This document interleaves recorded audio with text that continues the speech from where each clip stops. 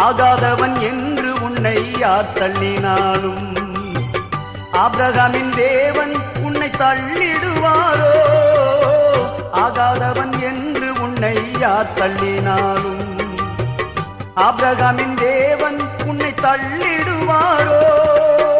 தஞ்சம் என்று வருபவரை தள்ளாத நேசரவே, தஞ்சம் என்று வருபவரை தள்ளாத நேசரவே, அஞ்சிடாதே மகனே மகளே என்று உன்னை தேற்றிடவே உனக்கொருவர் இருக்கின்றார், உன்னை விசாரிக்க துடிக்கின்றார், உன்னையும் என்னையும் இயேசு நேசிக்கிறார்.